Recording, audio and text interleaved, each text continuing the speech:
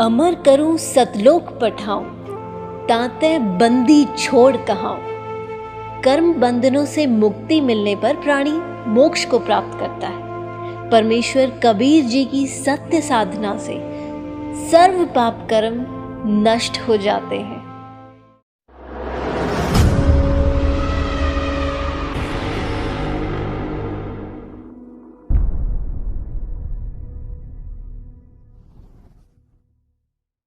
अब क्या होगा कि जिनको सारनाम प्राप्त है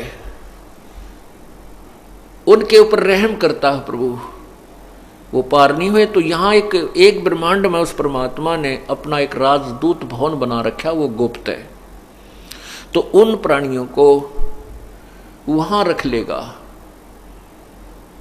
उस अपने लोक में जो एक ब्रह्मांड में प्रभु का है।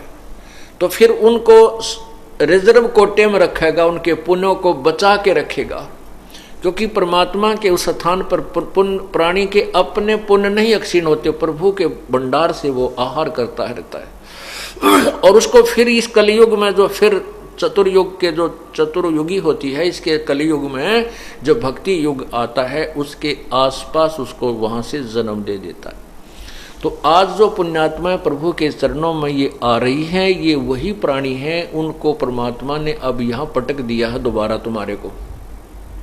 और आप वही पुण्यात्मा हैं जो परमात्मा के चरणों में आ रहे हो, जो किसी पिछले कलयुग में, इस कलयुग में ही आकर के ये सारी कहानी प्रारंभ होती है, जो जीव मोक्ष होने का सुअवसर प्राप्त होता है। तो उसको हम चूक गए थे, तो फिर हमारा ये परमात्मा पुनर्जन्म देता है।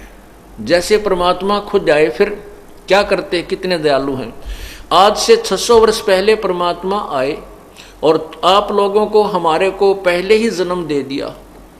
600 साल पहले भी आप लोग विद्यमान थे, आपका जन्म था। किनका, जो पिछले कलयुग में, पहले वाले कलयुग में रह गए थे।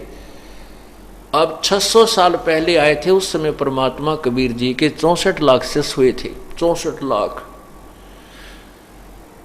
हिंदुस्तान के अंदर 64 लाख शिष्य हुए थे। उसमें हिंदुस्तान बहुत दूर तक था, अफगानिस्तान, पाकिस्तान, बलोचिस्तान, गढ़ गजनी, इधर सारे इराक, ईरान, सारा भारत में ही आता था।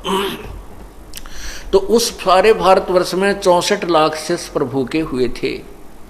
और मालिक को पता था कि पार नहीं हो सकेंगे, क्योंकि अब ये जो नकली संत हैं ये इनको मेरे तक नहीं पहुंचने देते।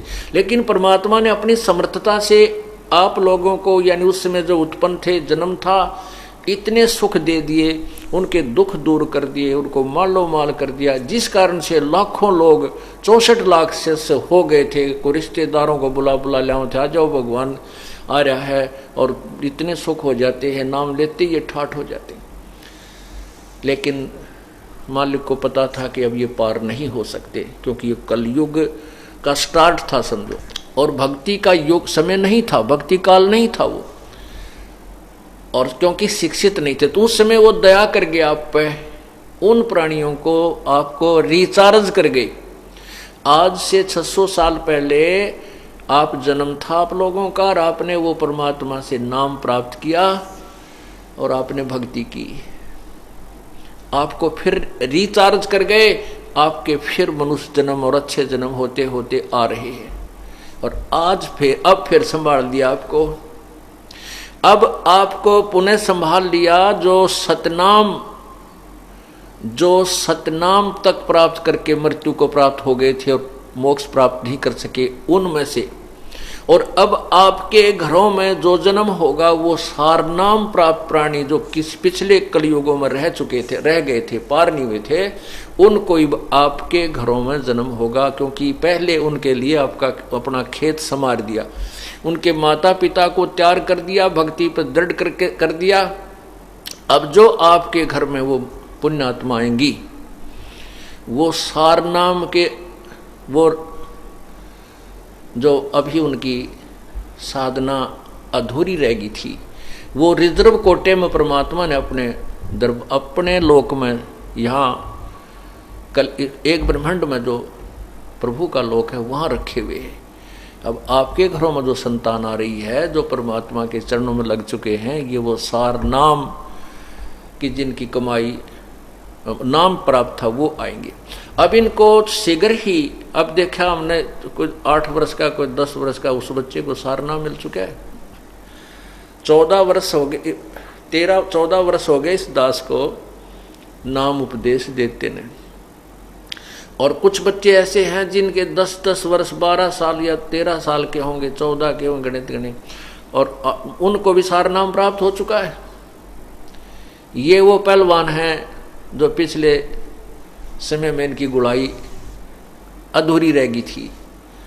तो क्या बताते हैं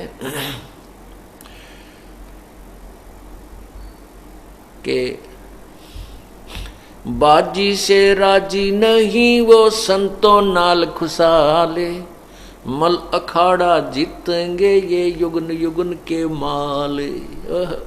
युगों युगों के माल हो आप, जो इतने भयंकर तूफान आया था, अब ये पीछे इतनी बुराई की थी इस दास की, बिना हुई झूठी कितना प्रचार किया था, लेकिन आप टस से मस नहीं हुए। आप वो माल हो, उस परमात्मा के पहलवान हो, पिछले जन्म जन्मांतर से आप इस साधना को करते हुए आ रहे हो। आपके अंतःकरण में डगमग आप नहीं हो सके, तो इसलिए कहा कि मल अखाड़ा जीतेंगे ये युगन युगन के माल।